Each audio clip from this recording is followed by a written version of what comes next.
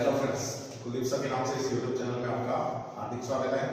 Video की अगली video में हम नर्वस सिस्टम का पार्ट लेके हैं। इंक्रीज आईसीपी है ना, आईसीपी यानी कि intracranial pressure, increase intracranial pressure, increase ICP या इंक्रीज इंट्राक्रैनियल प्रेशर के बारे में हम बात करेंगे। क्या होता है इंक्रीज आईसीपी? हाँ, जब क्या हो जाए आईसीपी का normal level 15 mm of Hg से ज्यादा हो जाए उस कंडीशन को हम क्या बोलते हैं? इंक्रीज आईसीपी बोलते हैं। जब क्या हो जाए आईसीपी का लेवल 15 mm Hg से बढ़ जाए, यानी कि नॉर्मल कितना होता है, तो नॉर्मल जो है वो कितना होता है 5 to 50 mm Hg। कितना? 5 to 50 mm Hg। अगर हमें पूछ ले कि एवरेज कितना होता है, एवरेज जो है वो कितना 10 mm Hg क्या रहता है? नॉर्मल लेवल रहता है किसका? इंक्रीज आईसीपी का नॉर्मल लेवल 5 to 15 रेंज के अंदर नॉर्मल जो है कितना 10 mm Hg। तो जब आईसीपी का लेवल 15 mm Hg से ज्यादा हो जाए उस कंडीशन को हम क्या बोलते हैं? Increase ICP. कौन कौन से कारण हैं ऐसे जो क्या करते हैं आईसीपी को बढ़ाने का काम करते हैं? तो जो है सबसे मोस्ट कॉमन जो कॉज है वो है हेड इंजरी, है ना। हेड इंजरी के मोस्ट कॉमन कॉज किसका? इंक्रीज आईसीपी का, है ना। और हेड इंजरी का मोस्ट कॉमन कॉज जो वो कौन है? RTA. RTA means road traffic accident. कौन सा एक्सीडेंट? Road traffic accident. समझ पा रहे मेरी बात को? हमने कहा कि आईसीपी के प्रेशर का इंक्रीज होना क्या कहलाता है? Increase ICP. और कितने से ज्यादा? हमने कहा 15 mm of Hg, 15 mm Hg से ज्यादा हो जाना, है ना, क्या कहलाता है? Increase ICP. तो फिर नॉर्मल कितना? तो normal 5 to 15 mm of Hg। अब हम बात करें इंजरी होने के कारण क्या क्या है। तो ब्रेन को इंजरी किस वजह से हो सकती है? एक तो होगा हेड इंजरी जो कि मोस्ट कॉमन कॉज है। इसके अलावा आरटीए रोड ट्रैफिक एक्सीडेंट जो कि क्या है? मोस्ट कॉमन कॉज है किसका? इंक्रीज आईसीपी का। इसके अलावा कोई इंफेक्शन हो गया, इंफेक्शन, ट्यूमर बन चुकी है, सीएसएफ का प्रेशर इंक्रीज हो रहा है, और कोई मेटाबॉलिक एरर है। इन सभी की वजह से क्या हो सकता है? बॉडी के अंदर जो है आईसीपी का लेवल क्या हो सकता है? इंक्रीज देखने को मिल सकता है।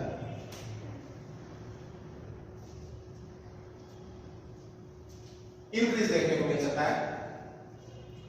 इसके अलावा अगर बात करें हम नेक्स्ट साइन सिम्टम क्या क्या रहेंगे, क्या क्या साइन सिम्टम आते हैं इंक्रीज आईसीपी के।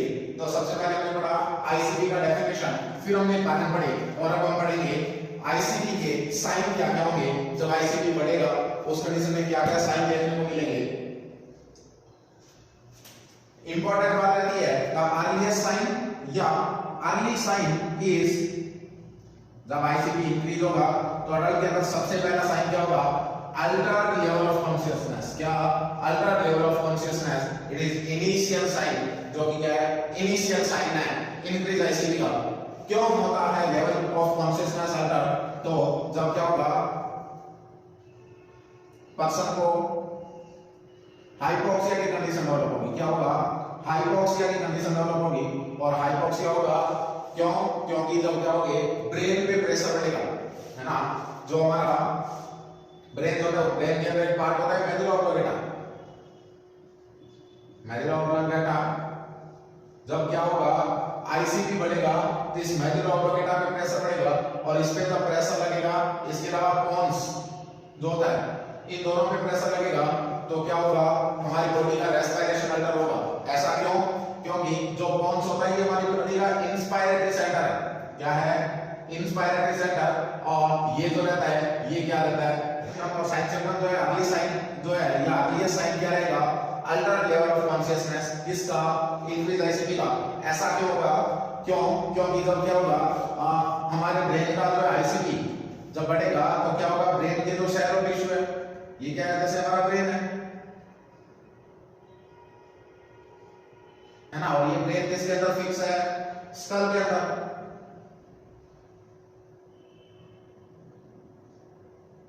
है ना, स्कल के अंदर फिक्स है ये।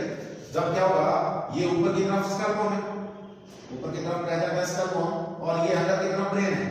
जब क्या होगा यहाँ पे ये तो प्रेशर बढ़ेगा, इसका आईसीपी प्रेशर बढ़ेगा। आईसीपी प्रेशर को बनाने बातें क्लियर होगी। एक तो सीएसएफ, दूसरा क्या हो ब्रेन की जो ब्लड सप्लाई है, ब्रेन को जो क्या हो रही है ब्लड की सप्लाई हो रही है वो, और तीसरा क्या ब्रेन के कोई टिश्यू और सेल जो है वो, ब्रेन के सेल एंड टिश्यू जो है वो, तो आईसीपी कैसे किस वजह से बढ़ेगा, क्या होगा या तो सीएसएफ का प्रेशर बढ़ जाए उसकी वजह से हो सकता है, इसके अलावा क्या हो ब्रेन के अंदर कोई ब्लड सप्लाई जो है ब्रेन की जो है वो ब्लड सप्लाई इंक्रीज हो जाए, या क्या हो सकता है ब्रेन के जो सेल और टिश्यू है वो क्या हो जाए इंक्रीज हो जाए, उस कंडीशन में क्या हो जाएगा आईसीपी बढ़ जाएगा। जैसे मान लीजिए ब्रेन के अंदर क्या हो गया कोई लीजन हो गया, लीजन का मतलब कोई ट्यूमर लाइक फॉर्मेशन हो गया या जो है ना ऐसा कुछ हो गया। जैसे मान लीजिएगा ब्रेन के अंदर कोई ट्यूमर बनना शुरू हो गया, ये क्या होगा ब्रेन ऊपर की तरफ प्रेशर लगाएगा है ना, ये ऊपर की तरफ जो ट्यूमर का फॉर्मेशन होना शुरू हो गया, नॉर्मल ये था यहाँ ट्यूमर बनेगा, और ये ट्यूमर बनेगी तो ये क्या होगी बाहर की तरफ जो है स्कल बोन के साथ अगर प्रेशर लगाए तो ये बाहर तो आ नहीं सकती, तो क्या होगा अंदर की तरफ ब्रेन को क्या करेगा प्रेस करेगा, और अंदर की तरफ जब ब्रेन को प्रेस करेगा तो उस कंडीशन में क्या क्या साइन आएंगे, तो alter level of consciousness, person का कॉन्शियसनेस जो है वो क्या होगा अल्टर होगा। ऐसा क्यों होगा, क्यों, क्योंकि हमने कहा कि हमारे ब्रेन के अंदर जो है सेंटर होते हैं, पार्ट होता है मेडुला ऑब्लोंगेटा और एक होता है पोन्स, क्या काम करते हैं ये दोनों सेंटर, तो जो पोन्स होता है ये क्या है इंस्पायरेशन का सेंटर है and medulla oblongata is centre of, medulla oblongata के पास रेस्पिरेटरी का सेंटर होता है, वोमिटिंग का सेंटर होता है, गैग रिफ्लेक्स का सेंटर होता है जिसको सैलोरी बोल सकते हो, इसके अलावा कार्डियोवास्कुलर सेंटर होता है ना, तो ये जो रेस्पिरेटरी का सेंटर है ये क्या होगा कंप्रेस होगा, इसमें प्रेशर लगेगा, उसकी वजह से पेशेंट के अंदर क्या होगा हाइपोक्सिया देखने को मिलेगा, क्या देखने को मिलेगा हाइपोक्सिया देखने को मिलेगा, और हाइपोक्सिया की वजह से क्या होगा रेस्टलेसनेस या या इरिटेबिलिटी देखने को मिलेगी। समझ पा रहे हो मेरी बात को, क्या बोला कि ब्रेन में अर्लीस्ट साइन जो है इंक्रीज आईसीपी की बात कर रहे हैं, ये बात है कि क्या होता है इंक्रीज आईसीपी का हमने कहा ब्रेन के अंदर जो प्रेशर जो मोर देन 15 mmHg हो जाए उसको क्या बोला इंक्रीज आईसीपी, जो इंट्राक्रैनियल प्रेशर जो है ना किस वजह से हुआ, तो इंजरी की वजह से, इन्फेक्शन की वजह से, ट्यूमर हो गया, सीएसएफ इंक्रीज हो गया, कोई मेटाबॉलिक एरर हो सकता है, इन सभी कारणों से क्या होगा जो है आईसीपी बढ़ेगा। फिर हमने पढ़ा कि साइन सिम्टम क्या क्या होंगे, तो अर्लीस्ट साइन जो है alter level of consciousness, alter level of consciousness होने के कारण हाइपोक्सिया, और हाइपोक्सिया जब आएगा होगा तो पेशेंट के अंदर क्या देखने को मिलेगी रेस्टलेसनेस एंड इरिटेबिलिटी देखने को मिलेगी, क्या देखने को मिलेगी रेस्टलेसनेस एंड इरिटेबिलिटी। इसके अलावा आप देखते हैं और क्या क्या साइन आएंगे, और क्या क्या साइन आएंगे,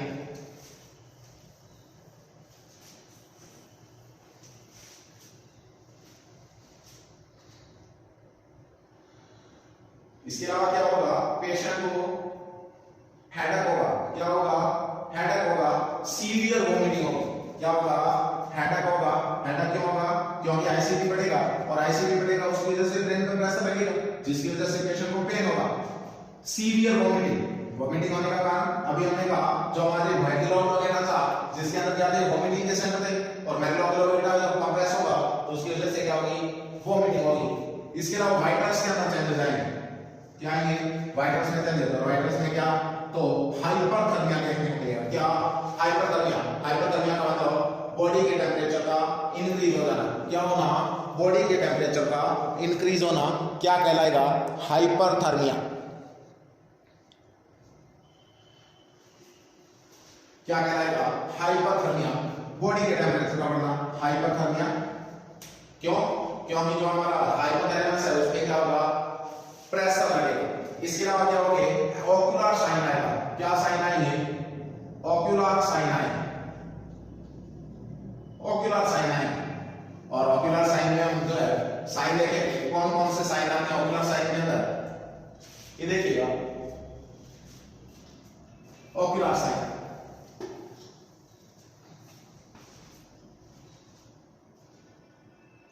ऑक्यूलर साइन ये जो है ये आई रहती है हमारी है ना, और ये क्या है आई जो है प्यूपिल्स है बीच में।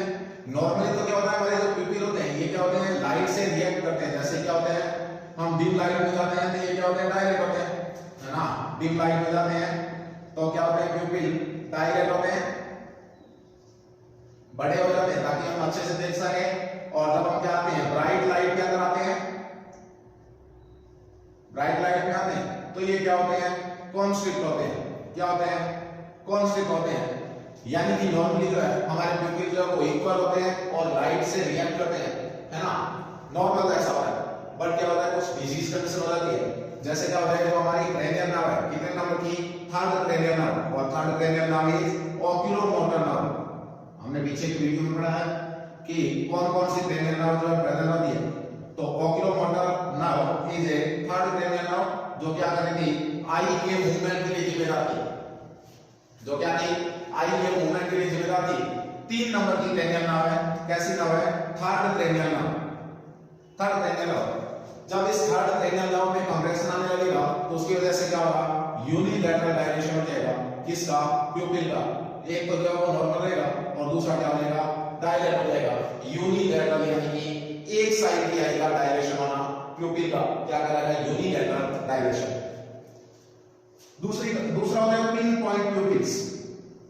पिन पॉइंट प्यूपिल्स कौन सी कंडीशन में होंगे, क्या हो पिन पॉइंट का मतलब जो प्यूपिल जो बिल्कुल छोटे छोटे हो जाएंगे साइज के अंदर, है ना, पिन के आकार के जैसे ऐसे, है ना, पिन के साइज हो जाएंगे।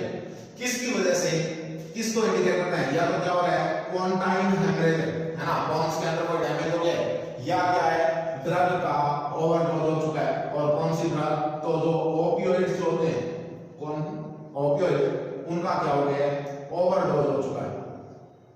समझ पा रहे हो मेरी बात को। हमने कहा पिन पॉइंट प्यूपिल हो जाएगी कब, जब क्या होगा जो है बोन्स के अंदर डैमेज होगा या कोई भी ड्रग की ओवरडोज हो जाती है उस कंडीशन के अंदर। और ड्रग्स की बात करें तो ओपियोइड्स ड्रग की ओवरडोज हो जाएगी। इसके अलावा जो है बाइलेटरल और डायलेटेड टाइप में प्यूपिल, जब क्या होगा पर्सन की डेथ हो जाती है, पर्सन की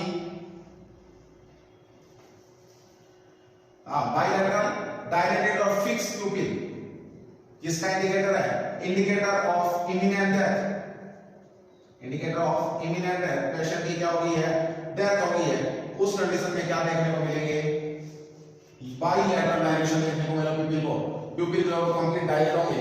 पूछा जा सकता है bilateral dilation and fixed pupil are present in, क्या इंडिकेट करते हैं, तो एक तो है indicator of imminent death, imminent death का इंडिकेटर यानी कि अभी डेथ हो चुकी है पर्सन की ये बताने का काम करता है।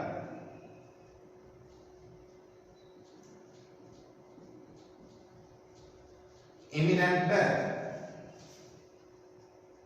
और दूसरा क्या जो है ओमियस साइन, ओमियस साइन का मतलब क्या है, जो हमारी ब्रेन डेथ है जिसको क्या बोलते हैं ब्रेन डेथ या बायोलॉजिकल डेथ, ब्रेन डेथ या बायोलॉजिकल डेथ, उस कंडीशन में क्या होगा दोनों के दोनों प्यूपिल जो है वो क्या देखने को मिलेंगे डायलेटेड देखने को मिलेंगे। बाइलेटरल डायलेशन होगा प्यूपिल्स का, बाइलेटरल डायलेशन, है ना। हाँ, एक होती है बायोलॉजिकल डेथ और एक होती है कार्डियक जो है क्लिनिकल डेथ। दो तरीके की डेथ होती है, एक होती है बायोलॉजिकल डेथ, बायोलॉजिकल डेथ जो हमने कहा कि जब क्या हो जाए ब्रेन की डेथ हो जाए उस कंडीशन को बोलते हैं बायोलॉजिकल डेथ। और एक होता है क्लिनिकल डेथ, क्या क्लिनिकल डेथ कब बोलोगे क्लिनिकल डेथ, जब क्या हो जाता है हार्ट की डेथ हो जाए, जब हमारे हार्ट की डेथ हो जाए उस कंडीशन को क्या बोलते हैं क्लिनिकल डेथ बोला जाता है। दो तरीके की डेथ होती है, एक होती है बायोलॉजिकल डेथ और एक होती है क्लिनिकल डेथ।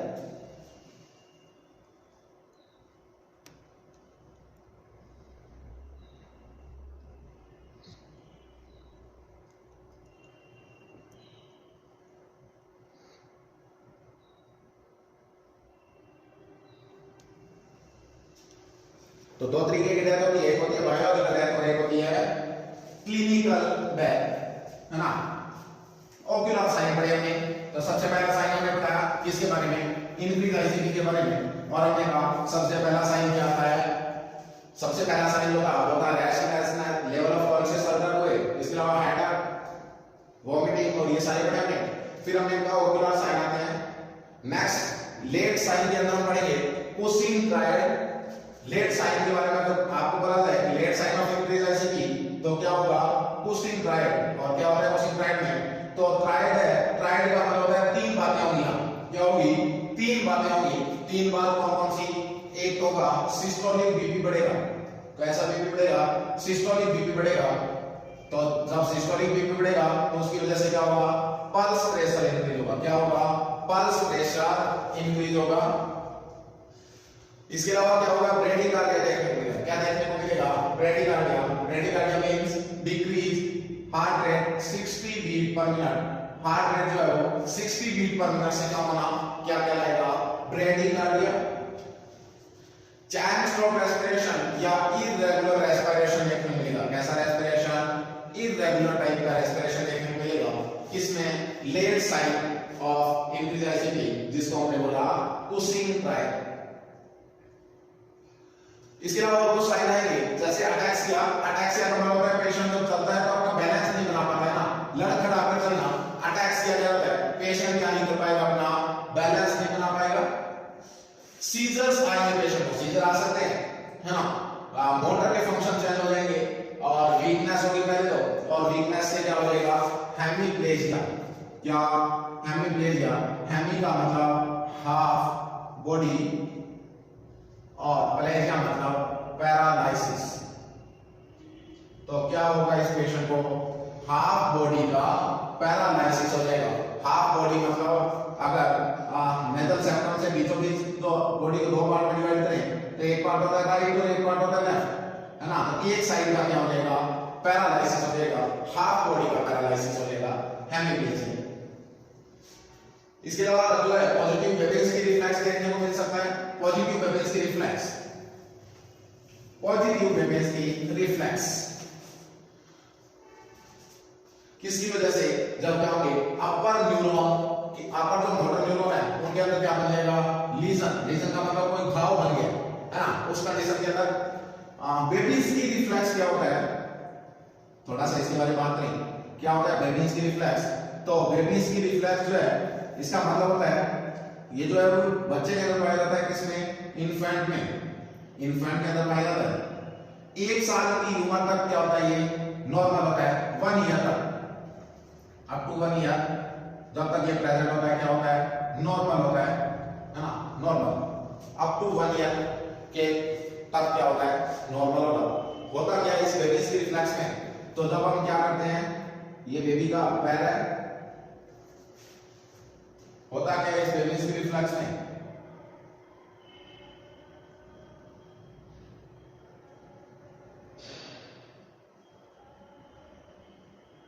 है ना,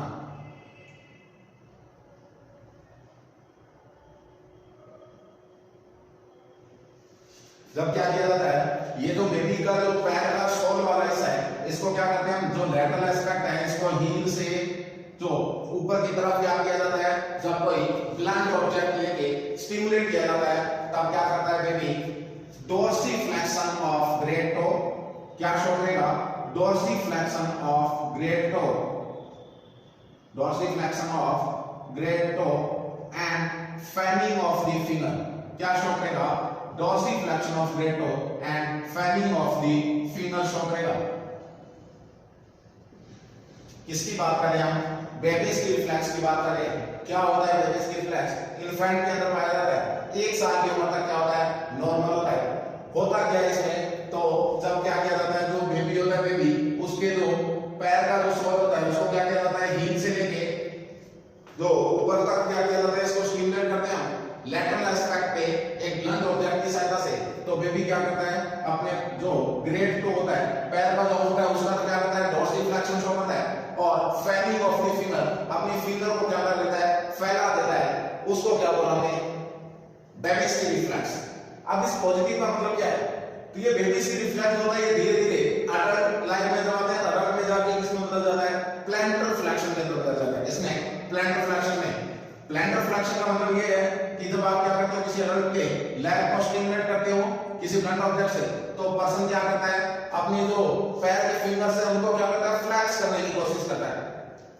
समझ पा रहे हो आपको क्या होता है, जब आप क्या करते हो, पैर के सोल को स्टिमुलेट करते हो तो पर्सन क्या करता है, अपनी जो है पैर की जो उंगलियां हैं, अंगूठे हैं, उनको मोड़ने की कोशिश करता है, यानी कि नॉर्मली उनमें क्या शो करता है, फ्लैक्शन शो होता है। जब ये जो है इंक्रीज आईसीपी का पेशेंट होगा, अगर इसके क्या हो गए अपर मोटर न्यूरॉन के अंदर लीजन बन चुके हैं, उस कंडीशन में क्या शो करेगा, बेबेसी रिफ्लेक्स शो करेगा, जिसको क्या बोला, पॉजिटिव बेबेसी रिफ्लेक्स। क्या बोला, पॉजिटिव बेबेसी रिफ्लेक्स।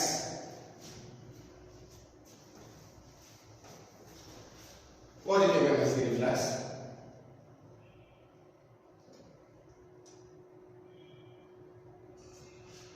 इसके अलावा और क्या क्या होंगे, तो डी कोर्टिकेट और डी सेरिब्रेट पोस्टर देखने को मिल सकते हैं पेशेंट के अंदर।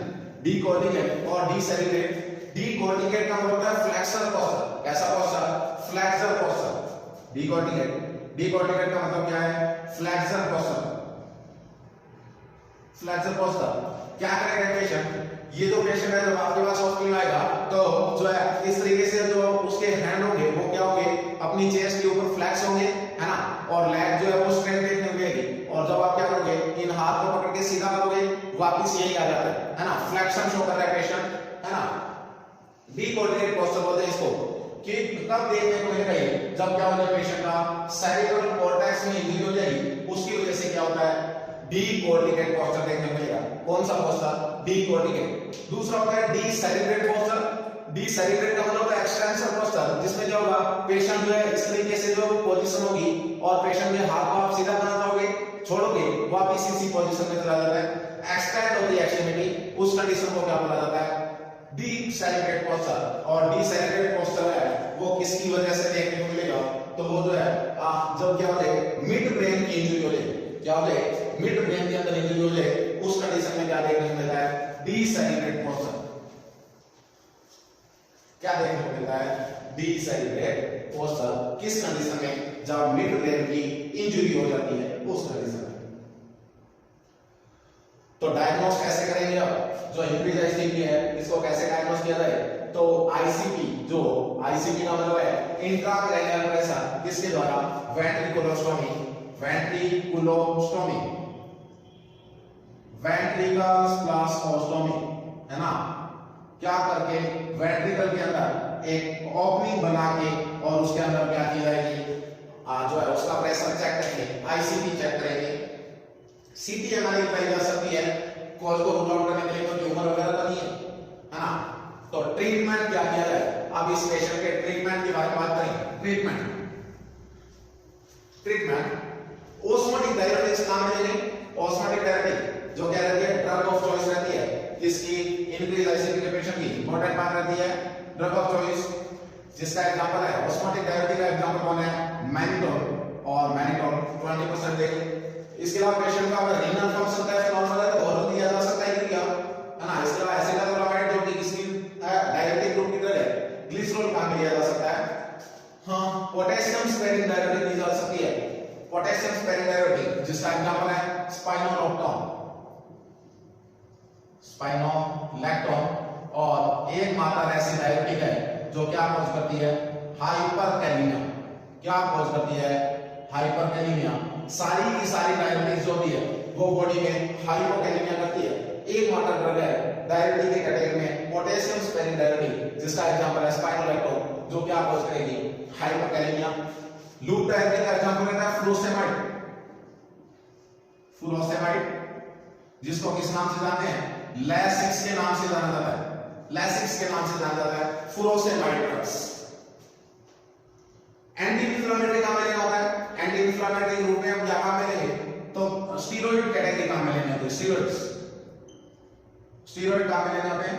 और स्टीरॉइड होते हैं, इनके बहुत सारे साइड इफेक्ट होते हैं। स्टीरॉइड जो होते हैं ये बॉडी में क्या करते हैं, इम्यूनो सप्रेसेंट होते हैं। क्या होते हैं, इम्यूनो सप्रेसेंट। क्या कर देते हैं, हमारे इम्यून सिस्टम को डिप्रेस कर देते हैं, जिससे पेशेंट का हो जाता है इन्फेक्शन से प्रोन हो जाता है। किसके लिए, इन्फेक्शन के लिए।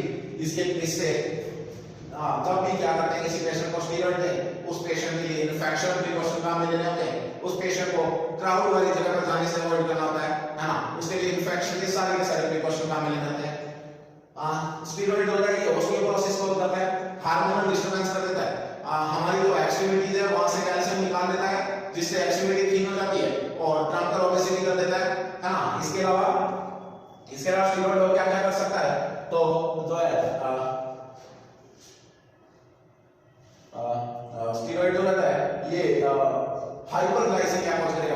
हाइपरग्लाइसीमिया कर देता है, हाइपरग्लाइसीमिया। एनाल्जेसिक्स काम में लेनी होती है पेन को रिलीव करने के लिए, क्योंकि पेशेंट को क्या होगा, हेडेक होगा। एंटी कन्वर्सन ड्रग काम में ले ताकि पेशेंट को अगर सीजर्स वगैरह में आ रहे हैं तो उससे, है ना। और एंटी कन्वर्सन की कैटेगरी में फेनिटोइन ड्रग काम में लेनी होती है, फेनिटोइन और फेनिटोइन ड्रग अगर किसी लेडी को प्रेगनेंसी में दे दी जाए तो ये क्या कर देती है, फीटल हाइड्रेटोइन सिंड्रोम, टेराटोजेनिक ड्रग रहती है, फीटल हाइड्रेटोइन सिंड्रोम कॉज करती है।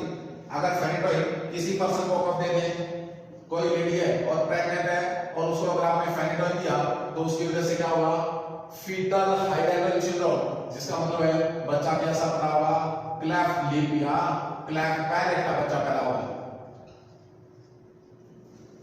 क्लेफ्ट लिप या क्लेफ्ट पैलेट का बच्चा पैदा होगा। अब बात आती है नर्सिंग रिस्पांसिबिलिटी के बारे में। नर्स की क्या क्या रिस्पांसिबिलिटी होगी इस चीज के जो है इंक्रीज आईसीटी के पेशेंट में।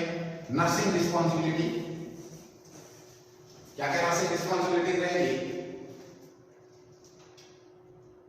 तो पोजीशन जो है इंपॉर्टेंट बात रहती है। पोजीशन से बना हुआ क्वेश्चन है, कैसी पोजीशन देते हैं इंक्रीज आईसीटी वाले पेशेंट को, तो हेड ऑफ हेड को 30 to 40 डिग्री एलिवेट करना होता है या 45 डिग्री बोल सकता हूं मैं, एलिवेशन करना होता है। ट्रेंडल बर्ग पोजीशन को क्या करना होता है, अवॉइड करना होता है, पेशेंट को ट्रेंडल बर्ग पोजीशन नहीं देनी होती है, ट्रेंडल बर्ग पोजीशन नहीं देनी होती है। कैसे होती है ट्रेंडल बर्ग पोजीशन, तो ट्रेंडल बर्ग पोजीशन होती है जब क्या करते हैं हम, जो है ये किसी पर्सन का हेड है ना, और ये सुपाइन लेटा हुआ है, जब क्या करते हैं ये जो लेग वाला हिस्सा है उसको तो क्या करते हैं ऊपर करते हैं और हेड वाले हिस्से को क्या कर दिया जाए, नीचे कर दिया जाए, यानी कि इस तरीके की कुछ पोजीशन उसको हम क्या बोलते हैं, ट्रेंडल बर्ग पोजीशन बोलते हैं। ये क्या करनी होती है, अवॉइड करनी होगी पेशेंट में, नहीं तो आईसीटी बढ़ जाएगा। रेस्पिरेटरी स्टेटस के लिए मॉनिटर करना होता है पेशेंट को, हाइपोक्सिया से बचाना होता है। मॉर्फिन सल्फेट जो है वो पेशेंट को नहीं देना होता है, क्योंकि अगर आपने मॉर्फिन दिया तो मॉर्फिन क्या कर देती है, बॉडी में ऑक्सीजन की डिमांड को कम करती है। मॉर्फिन होती है ये क्या करती है, decrease demand of oxygen, oxygen की डिमांड को क्या करती है, कम करती है। इसलिए आपने क्या नहीं करना होता, मॉर्फिन नहीं देना होता है, क्योंकि इस पर्सन को क्या हो जाएगा, हाइपोक्सिया, और जब हाइपोक्सिया होगा तो उसकी वजह से जो है आईसीटी बढ़ सकता है। जो CO2 होती है, CO2 कार्बन डाइऑक्साइड, उसके लेवल को मेंटेन करके रखना होता है नॉर्मल रेंज में 30 to 35 या 35 से लेकर 45 का क्या करके रखना होता है, मैनेज करके रखना होता है। अगर क्या हुआ CO2 का लेवल बढ़ा तो उसकी वजह से बॉडी में क्या हो सकती है, आईसीटी बढ़ सकता है। बॉडी टेम्परेचर को मॉनिटर करना होता है, पेशेंट सीवरिंग नहीं होनी चाहिए, अगर सीवरिंग हुई तो उसकी वजह से पेशेंट का क्या बढ़ सकता है, आईसीटी बढ़ सकता है। इन्वायरमेंटल स्टिमुलाई से प्रिवेंट करना होता है, नॉन स्टिमुलेटिंग एनवायरनमेंट देना होता है। इलेक्ट्रोलाइट इंबैलेंस मॉनिटर करने होते हैं एंड इनटेक आउटपुट को मॉनिटर करना होता है। पेशेंट के फ्लूइड इंटेक को लिमिट करना होता है, फ्लूइड इंटेक को लिमिट करना होता है। 1200 ml पर डे तक पेशेंट को क्या करना होता है, फ्लूइड देना होता है, ज्यादा फ्लूइड नहीं देना होता। और स्ट्रेनिंग एक्टिविटीज को क्या करना होता है, अवॉइड करना होता है। पेशेंट को बोलना होता है कि वाल्व सल्वा मैन्यूअर और नोज ब्लोइंग एक्टिविटी क्या करनी होती है, अवॉइड करनी होती है। ये सारे के सारे क्या रहते हैं, रिस्पांसिबिलिटी रहती है। और ये आज का हमारा टॉपिक था पूरा का पूरा इंक्रीज आईसीटी। नेक्स्ट वीडियो में हम नया टॉपिक जो लेके आएंगे और दूसरे को अच्छा टॉपिक लेके आएंगे ताकि आपके लिए बेनिफिशियल रहे। आज के लिए इतना ही, धन्यवाद। चैनल को लाइक कर दें, शेयर कर दें, सब्सक्राइब कर दें। अगर किसी को कुछ समझ में नहीं आ रहा है तो आपके जो है कमेंट में लिख सकते हैं, आपका कमेंट देख के आपको नेक्स्ट वीडियो में जो है जवाब दे दिया जाएगा, आपका डाउट जरूर क्लियर कर दिया जाएगा। So thank you.